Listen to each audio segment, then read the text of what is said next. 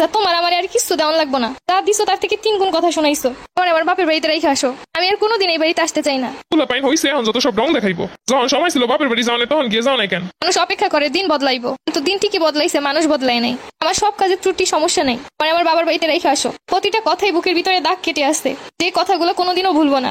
তোমার সংসার ঠিকই করতেছি, কিন্তু তোমার কথাগুলো আমাকে শান্তি দিচ্ছে না। এটা কোনো সম্পর্ক হতে পারে না। হাজবেন্ড হয়ে যদি স্ত্রীর দায়িত্ব, কর্তব্য, ভালোবাসা, ভালো লাগে কোনোটাই না বোঝো, আর কিছু দিলে সেটা কথায় কথায় খোটা দাও। তাই ভাবছি আমি আর এখানে থাকবো না। সারাটা দিন তো আমি তোমাদের জন্যই সব কষ্ট করি, তারপর যদি আমার কষ্টটা একটু না বোঝো, কেউ আমার কাজে একটু হেল্প করো না। শুধু আমার কোথায় ভুল আছে, ত্রুটি আছে, এগুলো খুঁজে খুঁজে বের করো। আমি তো আর রোবট না, সব দিকে একসঙ্গে খেয়াল রাখা তো ওই আসো, টেবিলে খাবার দিছি। আজকে চাইনিজ সবজি রাঁধছো, তুমি কি এইগুলো রাঁধতে পারো নাকি? এই দিন কইলা আমি কিছুই রান্ধতে বাইরে খাওয়াইতে পারি না, অন্যের বউরা সুন্দর সুন্দর মজার মজার রান্না করে। ও আরেকজনের তো দেখে করলা। আমার লেগে কিছু করণই উচিত না। বাড়িতে যাবো, আমার কোনো জিনিসপত্র খুঁজে পাইতাছি না। জিনিসপত্র সব কোথায় রাখো? তারা এখনই দিতেছি। কোনো কাম কি ঠিক করে করতে পারো না নাকি? অকর্মের ডিগি কোথাকার। আমার কথায় কথায় কষ্ট দেয়। এই পর্যন্ত যে কত রকমের কথা বলে আমার আঘাত করছে তার কোনো শেষ নাই। শুনো, তুমি বাইরে গেলে আমার কিছু জিনিসপত্র লাগবে, নিয়ে এসো। আমার কাছে এখন টাকা নাই, যখন পারমো তখন আইনা দিব। আর মহিলা মানুষের কি সে তো জিনিসপত্র লাগে 2 দিন পর পর? আমার প্রতি সবকিছুতে অবহেলা। থাক, আমার কোনো প্রয়োজনীয় জিনিসও লাগবে না। সারাটা দিন আমি ওদের জন্য কাজ করি, তারপরেও আমার কি লাগবো না লাগবো কোনোদিন তো দিবে না। উল্টো আমি যদি চাই তাহলেও আমার অপমান করবো। কথা একটু করলি মুখটারে অন্ধকার বানাই রেখে দেয়। মহিলাদের এইসব ঢং দেখলে আমার গায়ে আগুন লাগায়। বাসায় সব লাইট ফ্যান অন করে, এগুলোর কি খেয়াল রাখার কোনো দরকার নাই?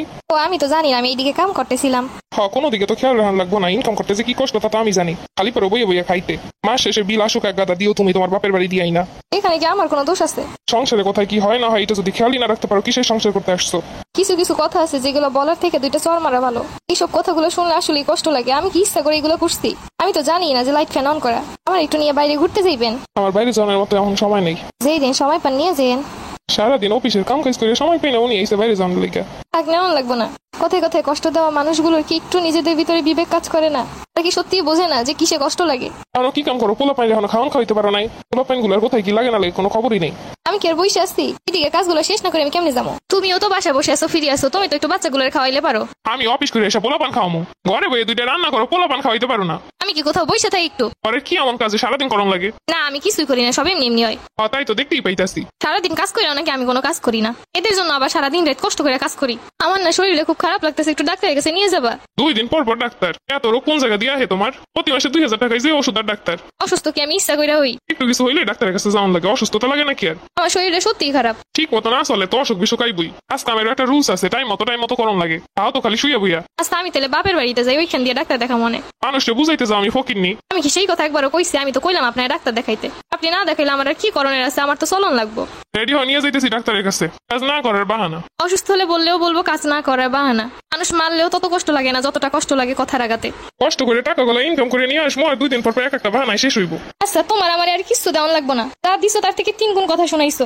আমার বাপের বাড়িতে রেখে আসো, আমি আর কোনোদিন এই বাড়িতে আসতে চাই না। পোলা পাইন হইছে এখন যত সব রং দেখাইবো। যখন সময় ছিল বাপের বাড়ি যাওয়ানে তখন গিয়ে যাও না কেন? মানুষ অপেক্ষা করে দিন বদলাইবো, কিন্তু দিন ঠিকই বদলাইছে, মানুষ বদলায় নাই। আমার সব কাজের ত্রুটি সমস্যা নেই, আমার বাবার বাড়িতে রেখে আসো। প্রতিটা কথাই বুকের ভিতরে দাগ কেটে আসছে, যে কথাগুলো কোনোদিনও ভুলবো না। তোমার সংসার ঠিকই করতেছি, কিন্তু তোমার কথাগুলো আমাকে শান্তি দিচ্ছে না। এটা কোনো সম্পর্ক হতে পারে না। হাজবেন্ড হয়ে যদি স্ত্রীর দায়িত্ব, কর্তব্য, ভালোবাসা, ভালো লাগে কোনোটাই না বোঝো, আর কিছু দিলে সেটা কথায় কথায় খোটা দাও। তাই ভাবছি আমি আর এখানে থাকবো না। সারাটা দিন তো আমি তোমাদের জন্যই সব কষ্ট করি, তারপর যদি আমার কষ্টটা একটু না বোঝো, কেউ আমার কাজে একটু হেল্প করো না। শুধু আমার কোথায় ভুল আছে, ত্রুটি আছে, এগুলো খুঁজে খুঁজে বের করো। আমি তো আর রোবট না, সব দিকে একসঙ্গে খেয়াল রাখা তো সম্ভব না। তাই সব কাজ করি, তার মাঝখানে যদি ফ্যানটা অন আছে বা লাইটটা অন আছে, এটা একটু অফ করতেও কি তোমরা পারো না? সেটাও এসে আমাকে কথা শোনাও। সত্যি তো তোমারে অনেক কষ্ট দিয়ে ফেলাইছি। তুমি চলে গেলে আমার সংসারটার কি হইব?